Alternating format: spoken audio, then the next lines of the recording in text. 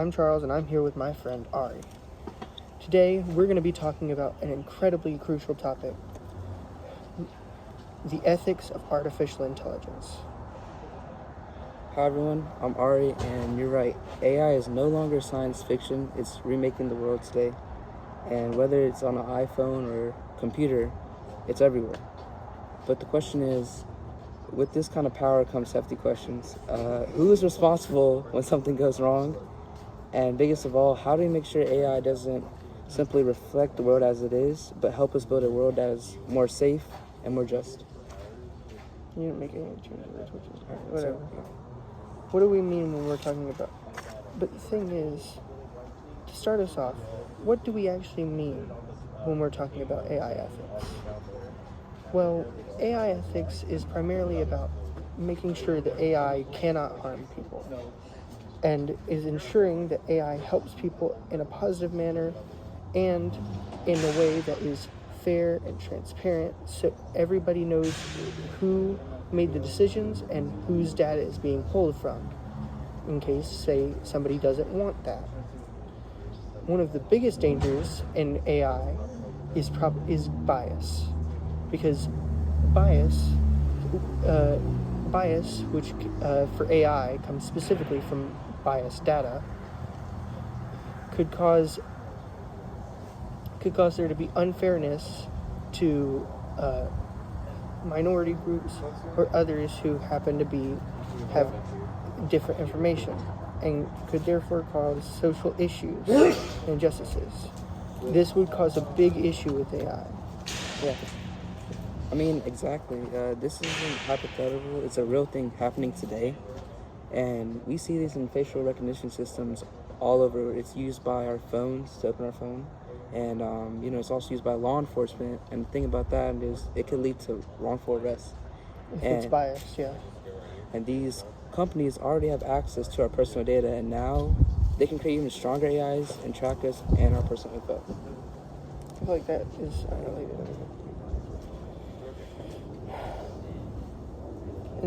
And the thing is, we can't really... information that goes into AI isn't super clear. We don't know who to blame for what decisions and choices that AI is going to make, right? Yeah. We have no way of knowing what its process is for decision making. And that could be a very big trust issue, and could cause a lot of conflict against AI. Yeah. And make AI, just generally worse, because nobody's going to want to use it or give it information. Exactly. And I feel like this is where transparency comes in. I mean, ethical AI needs to be something that we can change, something that we can audit, comprehend, and fix as it continues to grow. I mean, if the public doesn't understand the tech, they're going to distrust it, and it's for a good reason.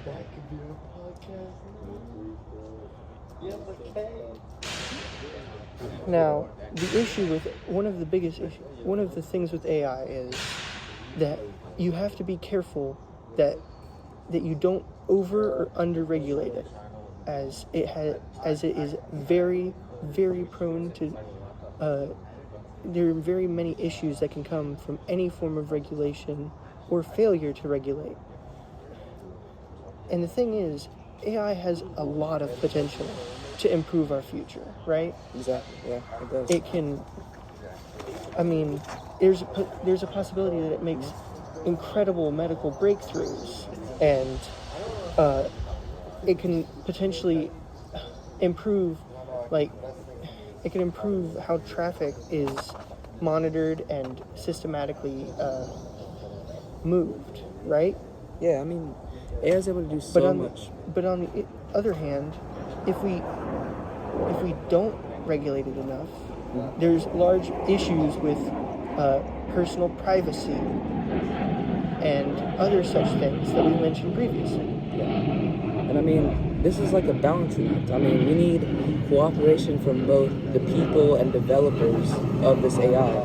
I mean, we need to sit down with developers, ethicists, lawmakers, and even our government to find out a balance to make sure our information isn't sold to these companies and we know what's going on. We need to have a dynamic moving frameworks, not some.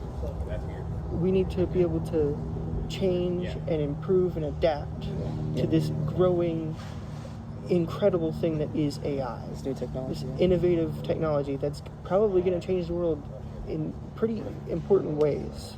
Yeah.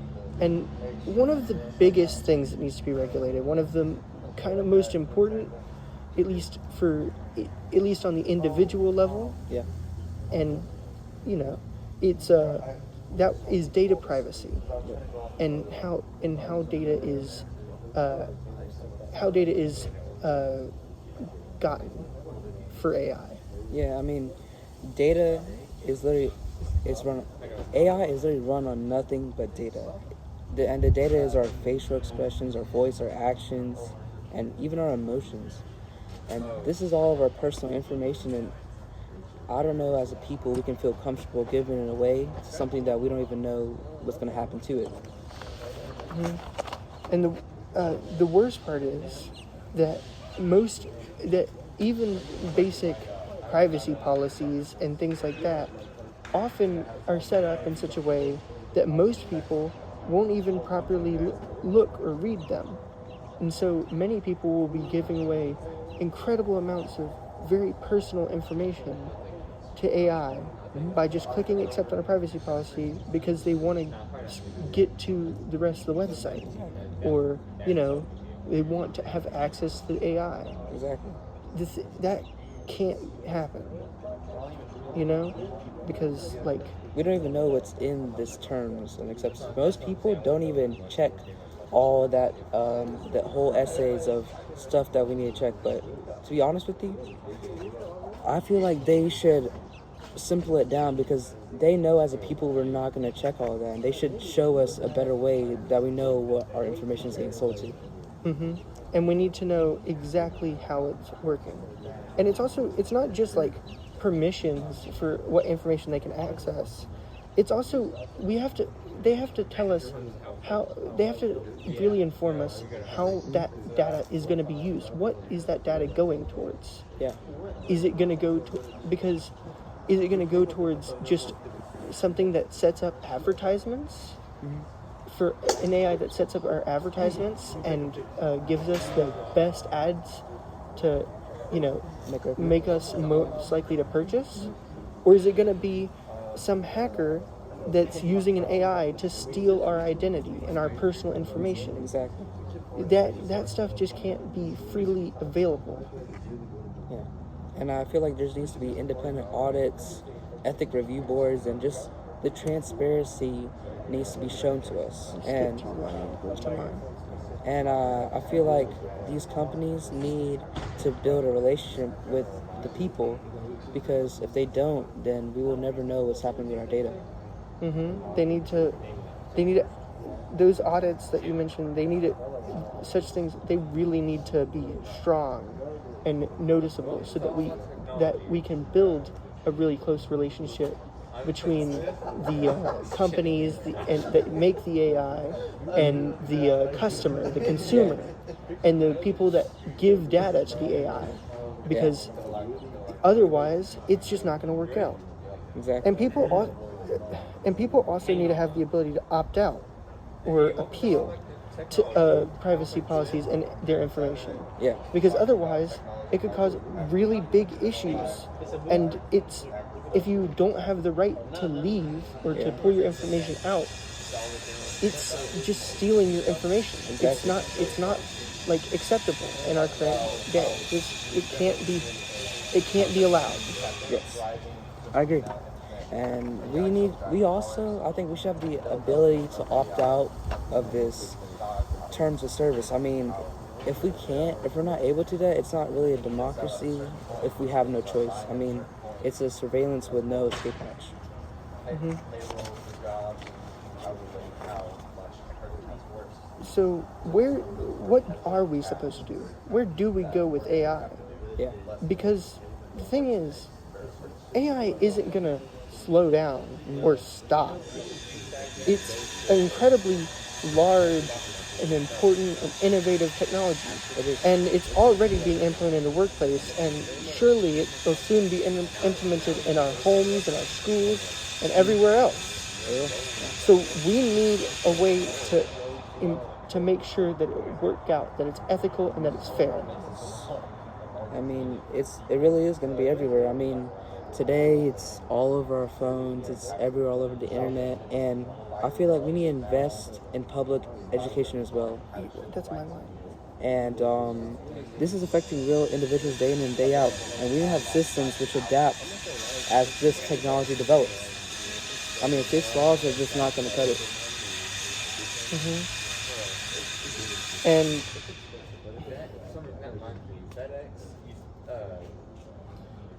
And we need to make sure that people understand how AI is going to affect them and how it works. Yeah. At not necessarily the most technical level, but we need them to understand how it's going to impact them. Yes. And often people will, and most people won't see AI as some big thing that's going to affect them strongly at this point in time. Because still, most people view AI as a passing fad or something that's not really going to take a lot of play. But in reality, much like, say, the internet, back when the internet was first introduced to America, many didn't think that it was going to become a big thing. That was a fad. And it was seen as a fad. Yeah. But very soon, it became one of the biggest pieces of our culture. Yep. And we had to create laws upon laws upon laws on how to make sure that it is safeguarded, because the internet doesn't work the same as, real life. Yep. Same with AI. AI is going to be a very big part of our lives. So we need to have something in place so that we can understand and comprehend and ensure that AI is going to be ethical and fair. Yep.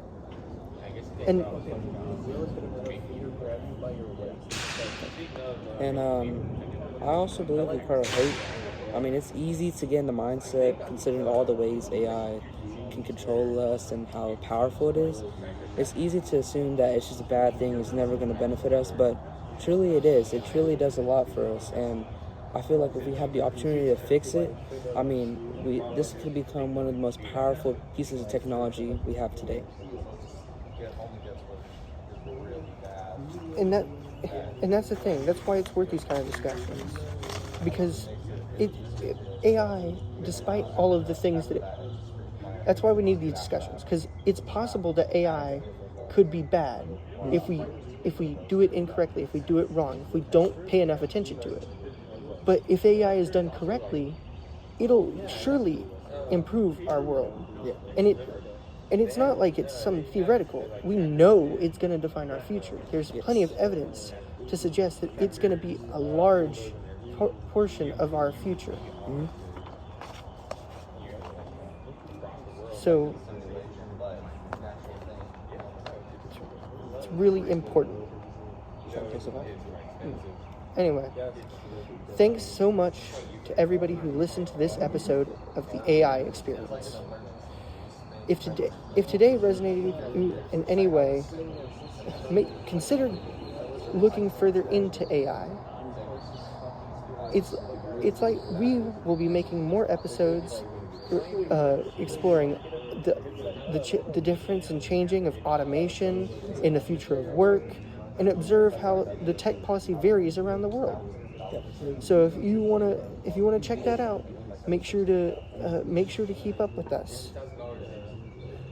So until then, remain questioning, remain wondering, and remain human. I'm Ari. And I'm Charles, and thank you for listening to the AI Experience. I think that's okay. My voice is